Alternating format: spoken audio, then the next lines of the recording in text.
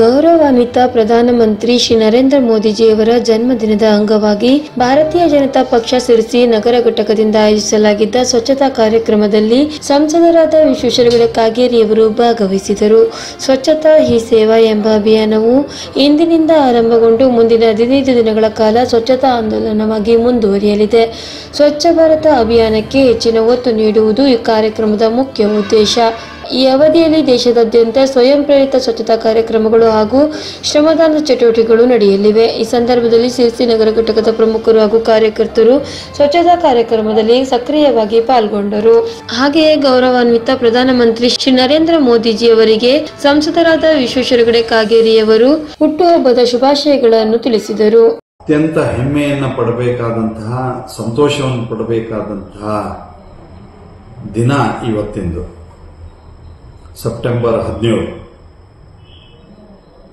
ಪ್ರಧಾನಮಂತ್ರಿ ನರೇಂದ್ರ ಮೋದಿಜಿಯವರ ಜನ್ಮದಿನ. ಪ್ರಧಾನಮಂತ್ರಿಯಾಗಿ ಕಳೆದ 11 ವರ್ಷದಲ್ಲಿ ನರೇಂದ್ರ ಮೋದಿಜಿಯವರು ಜಗತ್ತಿನಲ್ಲೇ ಭಾರತದ ಶಕ್ತಿಯನ್ನ ಪ್ರಕಟೀಕರಣ ಮಾಡಿದ್ದಾರೆ. ಭಾರತದ ಪ್ರಭಾವವನ್ನ ಜಗತ್ತಿನ ಮೇಲೆ ಬೀರಿದ್ದಾರೆ. ನಮ್ಮ ಭಾರತೀಯರ ಸನಾತನ ಸಂಸ್ಕೃತಿಯ, ನಮ್ಮ ಹಿಂದೂ ಧರ್ಮದ ನಂಬಿಕೆಗಳೇನಿದೆಯೋ ವಸುಧೈವ ಕುಟುಂಬಕಂ, ಆ ರೀತಿಯಲ್ಲಿ ದೇಶದ ಪ್ರಧಾನಿಯಾಗಿ ಅವರು ಜಗತ್ತಿನಲ್ಲಿ ಪ್ರಭಾವವನ್ನು ಬೀರಿದ್ದಾರೆ. ಈ ಸಂದರ್ಭದಲ್ಲಿ ನಾವೆಲ್ಲರೂ ಆ ಭಗವಂತನಲ್ಲಿ ಪ್ರಾರ್ಥನೆ ಮಾಡೋಣ. ಅವರಿಗೆ ಆಯುಷ್ಯ ಆರೋಗ್ಯವನ್ನು ಕೊಟ್ಟು ಇನ್ನಷ್ಟು ಹೆಚ್ಚು ದೇಶ ಸೇವೆಯ, ಜಗತ್ತಿನ ನಾಯಕತ್ವವನ್ನು ವಹಿಸುವಂತಹ ಶಕ್ತಿಯನ್ನು ದೇವರು ಕೊಡಲಿ ಅಂತ ಪ್ರಾರ್ಥಿಸೋಣ. ಮೋದಿಜಿಯವರು ನಮ್ಮ ದೇಶದಲ್ಲಿ ವಿಶೇಷವಾಗಿ ಬಡವರ ಬಗ್ಗೆ, ರೈತರ ಬಗ್ಗೆ, ಮಹಿಳೆಯರ ಬಗ್ಗೆ, ಯುವಕರ ಬಗ್ಗೆ ಕಳೆದ 11 ವರ್ಷದಲ್ಲಿ ಹಾಕಿಕೊಂಡು ಮಾಡ್ತಾ ಇರುವಂತಹ ಕಾರ್ಯಕ್ರಮಗಳ ಫಲ ಇವತ್ತು ದೇಶದ ಉದ್ದಗಲದಲ್ಲಿ ಒಂದು ರಾಷ್ಟ್ರೀಯತೆಯ ಜಾಗೃತಿ ಆಗಿರೋದನ್ನು ನಾವು ಕಾಣಬಹುದು. ದೇಶ ಮೊದಲು ಅನ್ನುವಂಥ ನಂಬಿಕೆ ನಮ್ಮೆಲ್ಲರಲ್ಲಿ ಮೂಡ್ತಾ ಇರೋದು ನಾವು ಕಾಣಬಹುದು. ದೇಶ ಮೊದಲು ಅನ್ನುವಂಥವರ ಸಂಘಟಿತ ಶಕ್ತಿ ಇವತ್ತು ರಾಷ್ಟ್ರದಲ್ಲಿ ರಾಷ್ಟ್ರ ವಿರೋಧಿ ಶಕ್ತಿಗಳನ್ನ ಎದುರಿಸೋದಕ್ಕೆ ಒಂದು ಸಾಮರ್ಥ್ಯ ಬಂದಿರುವಂಥದ್ದನ್ನು ನಾವು ನೋಡಬಹುದು. ನಾವೆಲ್ಲರೂ ದೇಶ ಮೊದಲು ಅನ್ನುವಂಥ ಸಂಕಲ್ಪದೊಂದಿಗೆ ಮುನ್ನಡೆಯೋಣ. ನರೇಂದ್ರ ಮೋದಿಜಿಯವರು ಮಾಡ್ತಾ ಇರುವಂತಹ ಎಲ್ಲ ಕಾರ್ಯಕ್ರಮಗಳ ಜೊತೆಯಲ್ಲಿ ನಮ್ಮನ್ನು ನಾವು ಸಂಪೂರ್ಣವಾಗಿ ತೊಡಗಿಸಿಕೊಳ್ಳೋಣ. ಅವರು ನೇತೃತ್ವ ಸದಾಕಾಲ ನಮಗೆ ಸಿಗುವಂತೆ ಭಗವಂತನಲ್ಲಿ ಪ್ರಾರ್ಥಿಸೋಣ ಅಂತ ಹೇಳ್ತಾ, ನಾವೆಲ್ಲರೂ ನಮ್ಮ ಶಕ್ತಿಗನುಸಾರವಾದಂತಹ ಒಳ್ಳೆಯ ಕೆಲಸವನ್ನು ಮಾಡೋದಕ್ಕೆ ನಮ್ಮನ್ನು ನಾವು ತೊಡಗಿಸ್ಕೊಳ್ಳೋಣ ಅಂತ ಕೇಳ್ಕೊಳ್ತಾ ನನ್ನ ಮಾತು ಮುಗಿಸ್ತೇನೆ. ನಮಸ್ಕಾರ. ತಾಲೂಕು ಆಡಳಿತ ಕಚೇರಿಯಲ್ಲಿ ವಿಶ್ವಕರ್ಮ ಜಯಂತಿಯನ್ನು ಶಾಸಕ ಭೀಮಣ್ಣ ಟಿ ನಾಯ್ಕ್ ಉದ್ಘಾಟಿಸಿ ಮಾತನಾಡಿದರು. ಇಂದಿನ ಜಗತ್ತು ಆಧುನಿಕವಾಗಿ ಮತ್ತು ತಾಂತ್ರಿಕವಾಗಿ ಎಷ್ಟೇ ಮುಂದುವರಿದರೂ ಅದರ ಹಿಂದೆ ವಿಶ್ವಕರ್ಮರ ತ್ಯಾಗ, ಬಲಿದಾನವಿದೆ. ಆದ್ದರಿಂದ ವಿಶ್ವಕರ್ಮರು ಜಗತ್ತಿಗೆ ನೀಡಿರುವ ಕೊಡುಗೆಯನ್ನು ಸ್ಮರಿಸುವುದು ಎಲ್ಲರ ಕರ್ತವ್ಯವಾಗಿದೆ ಎಂದರು. ಈ ಸಂದರ್ಭದಲ್ಲಿ ನಿವೃತ್ತ ಸಂಗೀತ ಉಪನ್ಯಾಸಕರಾದ ಸಂಜೀವ್ ಯು ಪೋತದಾರ ವಿಶ್ವಕರ್ಮರ ಬಗ್ಗೆ ಉಪನ್ಯಾಸ ನೀಡಿದರು. ಕಾರ್ಯಕ್ರಮದಲ್ಲಿ ನಗರಸಭೆಯ ಅಧ್ಯಕ್ಷೆ ಶ್ರೀಮತಿ ಶರ್ಮಿಳಾ ಮಾದನಗೆರೆ, ತಹಶೀಲ್ದಾರ್ ಪುಟ್ಟರಾಜಗೌಡ ಹಾಗೂ ವೀರಶೈವ ಸಮಾಜದ ಮುಖಂಡರು ಉಪಸ್ಥಿತರಿದ್ದರು. ಹಿಂದಿನ ಕಾಲದಲ್ಲಿ ರಥಬೀದಿ ಅರಮನೆಗಳನ್ನ ಅಥವಾ ರಥಬೀದಿಗಳನ್ನ ನೋಡಿದಾಗ ಬಹಳ ಅದ್ಭುತವಾಗಿ, ಬಹಳ ಅಂದಚಂದವಾಗಿ ಅಂದ್ರೆ ಕೆತ್ತನೆಗಳನ್ನ ನಾವು ನೋಡ್ತಿದ್ವಿ.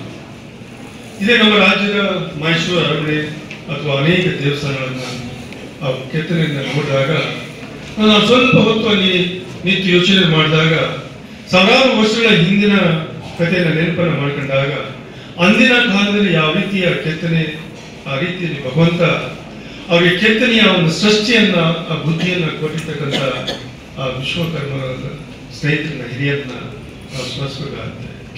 ಇನ್ನು ಅನೇಕ ವಿಚಾರದಲ್ಲಿ ನಾವು ನೋಡ್ತೀವಿ. ನಾವು ಅನೇಕ ರೀತಿಯ ಎಂಜಿನಿಯರ್ಸ್, ದೊಡ್ಡ ಎಂಜಿನಿಯರ್ಸ್, ಜಿಲ್ಲೆ, ತಾಲೂಕು, ರಾಷ್ಟ್ರ ಮಟ್ಟದ ದೊಡ್ಡ ಇಂಜಿನಿಯರ್ಸ್ ಕೂಡ ನಾವು ನೋಡ್ತೀವಿ. ನಾವು ಅವರೆಲ್ಲ ಕಲಿಬೇಕಾದ್ರೆ, ಅವೆಲ್ಲ ಕೂಡ ಸೃಷ್ಟಿ ಆಗ್ಬೇಕಾದ್ರೆ ನಿಮ್ಮಂತ ಸಾವಿರಾರು ವರ್ಷಗಳ ಹಿಂದೆ ಸೃಷ್ಟಿ ಮಾಡಿರ್ತಕ್ಕಂಥ ತಮ್ಮಗಳ ಕಸುಬಿದೆಯೋ, ತಮ್ಮ ಕೆಲಸಗಳಿದೆಯೋ, ತಮ್ಮ ಕೆತ್ತನೆಗಳಿದೆಯೋ, ಅವುಗಳ ಆಧಾರದ ಅಡಿಯಲ್ಲಿ ಇಂದಿನ ನಾವು ಇಂಜಿನಿಯರ್ಸು ಮುಂದೆ ಬಂದಿದ್ದಾರೆ ಅನ್ನೋದನ್ನ ನಾನು ಬಹಳ ಹೆಮ್ಮೆಯಿಂದ ಕೂಡ ಹೇಳ್ತಾ ಬಯಸ್ತೇನೆ. ಅಂದ್ರೆ ಆ ಮೂಲ ಸೃಷ್ಟಿ ಕರ್ತನನ್ನ ನಾವು ನೆನಪನ್ನ ಮಾಡ್ಕೊಂಡಿಲ್ಲ ಅಂತಂದ್ರೆ, ಸ್ಮರಿಸಿಲ್ಲ ಅಂತಂದ್ರೆ, ಇವತ್ತೇ ನಾವು ಇಷ್ಟು ದೊಡ್ಡ ಸರ್ ತಾಜರ್ ಆಫೀಸಲ್ಲಿ ನಾವಿದ್ದೀವಿ. ನಾವು ನೀವು ಕೂತಿದ್ದ ಆಸನಗಳಿರ್ಬೋದು, ಇದು ಸುಂದರವಾಗಿರ್ತಕ್ಕಂಥ ಟೇಬಲ್ ಇವೆಲ್ಲ ನೋಡಿದಾಗ, ಅವುಗಳನ್ನ ನೋಡಿದಾಗ ಎಷ್ಟು ಅಂದ ಚಂದವಾಗಿ ಅದಕ್ಕೆ ಆ ಒಂದು ಸ್ಫೂರ್ತಿಯನ್ನ ಕೊಟ್ಟು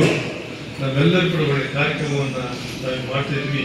ಅಲ್ಲೂ ಕೂಡ ಅವ್ರನ್ನ ಸ್ಮರಿಸ್ತಕ್ಕಂಥ ಸನ್ಯಾಸ ಇದೆ ಅನ್ನೋಂಥದ್ದು ನನ್ನ ವಜ್ರ ಆಯುಧಗಳನ್ನಿರ್ಬೋದು, ಯುದ್ಧಗಳಿಗೆ ಬೇಕಾಗಿರ್ತಕ್ಕಂಥ ಅಂದಿನ ಕಾಲದಲ್ಲಿ ಇರ್ತಕ್ಕಂಥ ಅನೇಕ ಆಯುಧಗಳನ್ನ ಸೃಷ್ಟಿ ಮಾಡಿರುವಂಥದ್ದು.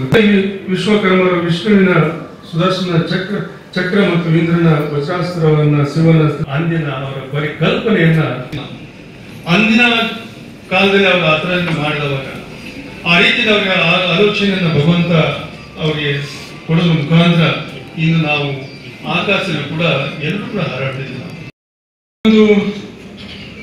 ಈ ಒಂದು ಸೃಷ್ಟಿ ದೇವತೆಯ ಅಭೂತವ ರೂಪವನ್ನ, ಕುಶಲಕರ್ಮಿಗಳು ಹಾಗೂ ಬ್ರಹ್ಮಾಂಡವನ್ನ ಪ್ರಧಾನ ಶಿಲ್ಪಿ ಎಂದು ನಾವೆಲ್ಲರೂ ಕೂಡ ಈ ಭೂಮಿಯಲ್ಲಿರ್ತಕ್ಕಂಥ ಪ್ರತಿಯೊಬ್ಬ ಮಾನವ ಜೀವ ನೆನಪನ್ನು ಮಾಡ್ಕೊಳ್ತಕ್ಕಂಥ ಅಂತ ಒಂದು ಕಾಯಕವನ್ನ ಅಂದಿನಿಂದ ಇಂದಿನವರೆಗೂ ಮಾಡ್ಕೊಂಡು ಬಂದಿರ್ತಕ್ಕಂಥ ತಮ್ಮನ್ನ ಎಷ್ಟು ಸ್ಮರಿಸಿದ್ರು ಅದು ಸಾಕು. ಈ ವಿಶ್ವಕರ್ಮ ಜಯಂತಿಯ ಕನ್ಯಾ ಸಂಕ್ರಾಂತಿ ಅಂತ ನಾವು ಅಂದರೆ ಇದು ಸೆಪ್ಟೆಂಬರ್ 17ರಂದು ನಾವೆಲ್ಲರೂ ಕೂಡ ಬಹಳ ಭಕ್ತಿಯಿಂದ ಶ್ರದ್ಧೆಯಿಂದ ಆಚರಿಸ್ತಾ ಇರುವಂತಹದ್ದು. ಶ್ರೀ ಮಾರಿಕಾಂಬಾ ಡಿಟಿಎಚ್ ಈಗ ಪ್ರತಿ ಮನೆಯಲ್ಲಿಯೂ ನಿಮ್ಮದೇ ಆದ wireless cable, direct to home, HD setup box ಮತ್ತು ಆಂಡ್ರಾಯ್ಡ್ ಸೆಟಪ್ ಬಾಕ್ಸ್, ಇತರ ಡಿಟಿಎಚ್ ಮತ್ತು ಕೇಬಲ್ ಗಳಿಗಿಂತ ಅಗ್ಗ lifetime service, free Android HD setup box only 999, 1 month free. ಹಳೆಯ ಡಿಟಿಎಚ್ ರಿಸೀವರ್ ಬದಲಿಗೆ ಹೊಸ ರಿಸೀವರ್ ಕೊಡಲಾಗುವುದು. 500 ರೂಪಾಯಿಗೆ 1 month package free, receiver free ಮತ್ತು ಸರ್ವಿಸ್ ಫ್ರೀ. ಚಾನೆಲ್ಗಳು ಯಾವುದೇ ಕಾರಣಕ್ಕೂ ಆಫ್ ಆಗುವುದಿಲ್ಲ, ಕಂಟಿನ್ಯೂ ಇರುತ್ತೆ. ನಾವೇ ಪ್ರತಿ ತಿಂಗಳು ಬಂದು ಅಮೌಂಟ್ ಕಲೆಕ್ಟ್ ಮಾಡುತ್ತೇವೆ. ಸರ್ವಿಸ್ ಫ್ರೀ, ಯಾವುದೇ ಚಾರ್ಜಸ್ ಇರುವುದಿಲ್ಲ. ಸೆಟಪ್ ಬಾಕ್ಸ್ ರಿಟರ್ನ್ ಕೊಟ್ಟಾಗ 500 ರೂಪಾಯಿನಲ್ಲಿ 200 ರೂಪಾಯಿ ರೀಫಂಡ್ ಆಗುತ್ತೆ. ನೀವು ಎಲ್ಲೇ ಹೋದರೂ ನಮ್ಮ ಸರ್ವಿಸ್ ಕೊಡಲಾಗುವುದು.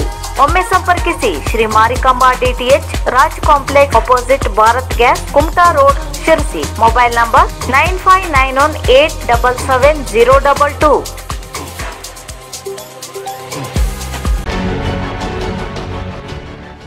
ಶಾಸಕರಾದ ಭೀಮಣ್ಣ ಟಿ ನಾಯ್ಕ ಅವರು ಬಹುಕೋಟಿ ವೆಚ್ಚದಲ್ಲಿ ನಿರ್ಮಾಣವಾಗುತ್ತಿರುವ ಸಿರ್ಸಿ ಸಹಕಾರಿ ಆಸ್ಪತ್ರೆಗೆ ಭೇಟಿ ನೀಡಿ ಪರಿಶೀಲನೆ ನಡೆಸಿದರು. ಈ ಸಂದರ್ಭದಲ್ಲಿ ಅವರು ಕಟ್ಟಡ ಕಾಮಗಾರಿ ವೀಕ್ಷಿಸಿ ಡಿಸೆಂಬರ್ ತಿಂಗಳೊಳಗೆ ಗುಣಮಟ್ಟದ ಕಾಮಗಾರಿಯೊಂದಿಗೆ ಕೆಲಸ ಮುಗಿಸಲು ಗುತ್ತಿಗೆದಾರರಿಗೆ ಸೂಚನೆ ನೀಡಿದರು.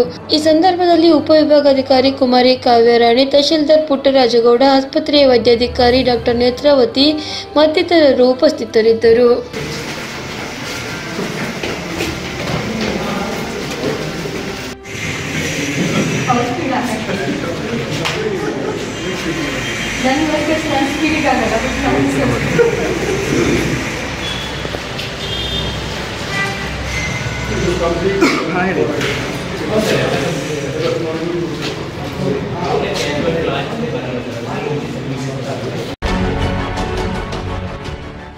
ಬನವಾಸಿ ಮತ್ತು ಸಿದ್ದಾಪುರ ಬೇರೆ ಜಿಲ್ಲೆಗೆ ಸೇರ್ಪಡೆ ಮಾಡುತ್ತಾರೆ ಎನ್ನುವುದು ತಿರುಕು ಕಂಡ ಕನಸಿನಂತಿದೆ. ಬನವಾಸಿ ಮತ್ತು ಸಿದ್ದಾಪುರ ಬೇರೆ ಜಿಲ್ಲೆಗೆ ಸೇರ್ಪಡೆ ಮಾಡಬೇಕೆನ್ನುವ ಚರ್ಚೆ ಸರ್ಕಾರದ ಮುಂದೆ ಯಾವತ್ತೂ ಬಂದಿಲ್ಲ. ಅದೆಲ್ಲ ಸುಳ್ಳು ಎಂದು ಶಾಸಕ ಶಿವರಾಮ್ ಹೆಬ್ಬಾರ್ ಸಿರಿಸಿಯಲ್ಲಿ ಜೆಡಿಎಸ್ ಮುಖಂಡ ಉಪೇಂದ್ರ ಪೈ ತಮ್ಮ ವಿರುದ್ಧ ನೀಡಿರುವ ಹೇಳಿಕೆಗೆ ಪ್ರತಿಕ್ರಿಯೆ ನೀಡಿದ್ದಾರೆ. ಸರ್ಕಾರದ ಮುಂದೆ, ಶಾಸಕರುಗಳ ಮುಂದೆ ಯಾವ ಹಂತದಲ್ಲಿಯೂ ಚರ್ಚೆ ಆಗಲಿಲ್ಲ. ಸತ್ಯಕ್ಕೆ ದೂರವಾದ ಸಂಗತಿ. ನನ್ನ ಕ್ಷೇತ್ರದ ಬನವಾಸಿ ಭಾಗದ ಜನ ಕೂಡ ಯಾವ ಗೊಂದಲಕ್ಕೊಳಬೇಕಾದಂಥ ಅವಶ್ಯಕತೆ ಇಲ್ಲ. ನಿಮ್ಮ ಶಾಸಕರು ನಿಮ್ಮ ಪ್ರತಿಯನ್ನು ಗಟ್ಟಿ ಇದ್ದೇವೆ. ಯಾವನ್ನೂ ಕೇಳದೆ ಏನನ್ನೂ ಮಾಡದೆ ಬನವಾಸಿಯನ್ನು ತೆಗೆದುಕೊಂಡು ಹೋಗಿ ಸಾಗರಕ್ಕೆ ಹಾಕ್ತಾರಂತೆ, ಶಿವಮೊಗ್ಗ ಹಾಕ್ತಾರಂತೆ. ಇದು ತಿರುಕನ ಕನಸು. ತಿರುಕನ ಕನಸನ್ನು ತಿರುಕನ ಕನಸೇ ಆಗಿರುತ್ತೆ. ಅದ್ರ ಬಗ್ಗೆ ಯಾವ ತಲೆಬಿಸಿ ಮಾಡ್ಕೊಳ್ಳುವಂಥ ಅವಶ್ಯಕತೆ ಇಲ್ಲ. ಸರ್, ಇನ್ನು ಉಪೇಂದ್ರ ಪೈ ಮಾತಾಡ್ತಾ ಹಿಂದೆ ಜಿಲ್ಲೆ ಆಗಿತ್ತು, ಹೆಬ್ಬಾರ್ ಸಾಹೇಬರು ಅದನ್ನು ಸ್ಟಾಪ್ ಮಾಡಿ ಡಿಸೆಂಬರ್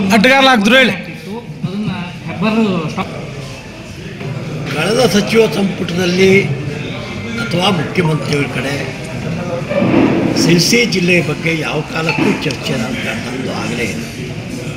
ನಂದಾಗಲಿ ಅಂದಿನ ಸ್ಪೀಕರ್ ಏನೋ ಅವ್ರ ಕಡೆ ಮಾತಾಡೋದು ನನಗೆ ಗೊತ್ತಿಲ್ಲ. ನಾವೆಲ್ಲರೂ ಸೇರಿ ಒಂದು ತಾರ್ಕಿಕವಾಗಿ ಒಂದು ಜಿಲ್ಲೆಯ ಬಗ್ಗೆ ಒಡಿಬೇಕು, ಜಿಲ್ಲೆ ಹೊತ್ತು ಮಾಡಬೇಕು. ಈ ಚರ್ಚೆ ಮಾಧ್ಯಮಗಳ ಮೂಲಕ ಆಗಿದೆ, ಕೆಲವೇ ಸಂಘಟನೆಗಳ ಮೂಲಕ ಆಗಿದೆ ಹೊತ್ತು ಸರ್ಕಾರ ಮಟ್ಟದಲ್ಲಿ ವಿಷಯದ ಚರ್ಚೆ ಆರಂಭವೇ ಆಗ್ತದೆ. ಬೆಳಗಾಂದಂಥ 18 ತಾಲೂಕುಗಳು, 2 ಪಾರ್ಲಿಮೆಂಟ್ ಸದಸ್ಯರಿರ್ತಕ್ಕಂಥ ಬೆಳಗಾಂದಂಥ ಜಿಲ್ಲೆಗಳೇ ಇವತ್ತು ತನಕ 2ನೇ ಜಿಲ್ಲೆ ಕಾಣೋದಕ್ಕಾಗಲಿಲ್ಲ. ಅದರ್ಥ ಜಿಲ್ಲೆಯಲ್ಲಿ ಮತ್ತೊಂದು ಜಿಲ್ಲೆ ನಿರ್ಮಾಣ ಆಗಬಾರ್ದು ಅಂತಕ್ಕಂಥ ಉದ್ದೇಶ ನಂದು. ಆದರೆ ಇದು ಹಿನ್ನೆಲೆ ಸಾಧಕ ಬಾಧಕಗಳ ಬಗ್ಗೆ ಚರ್ಚೆ ಆಗಲೇಬೇಕು. ಚರ್ಚೆ ಆಗತ್ತೆ. ಚರ್ಚೆ ಆಧಾರದ ಮೇಲೆ ನಿರ್ಣಯ ಆಗುತ್ತೆ. ಇಲ್ಲಿಗೆ ವಾರ್ತಾ ಪ್ರಸಾರ ಮುಕ್ತಾಯವಾಯಿತು. ಮುಂದಿನ ವಾರ್ತೆಗಳೊಂದಿಗೆ ಸಿಗೋಣ. ನಮಸ್ಕಾರ.